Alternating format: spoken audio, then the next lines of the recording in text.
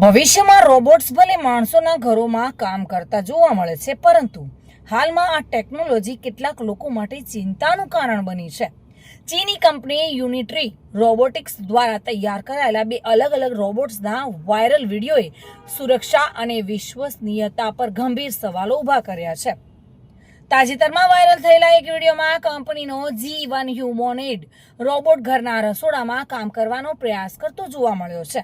રોબોટે હાથમાં પેન પકડ્યું હતું અને તે ખાવાનું રાંધી રહ્યો હતો અને તેવામાં અચાનક પેન ઉપાડતી વખતે તેના હાથ ધ્રુજવા લાગ્યા હતા અને હાથમાંથી પેન છૂટી ગયું, ખાવાનું પણ ઢોળાઈ ગયું અને ત્યારબાદ આ રોબોટે ઢોળાયેલા ખાવા પર પગ મૂકીને સંતુલન ગુમાવ્યું હતું અને જમીન પર ધડાધડ પડી ગયો હતો.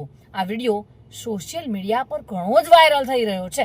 જો કે આ વિડીયો વાસ્તવિક છે કે AI જનરેટેડ છે તે અંગે હજુ કોઈ સત્તાવાર પુષ્ટિ થઈ નથી.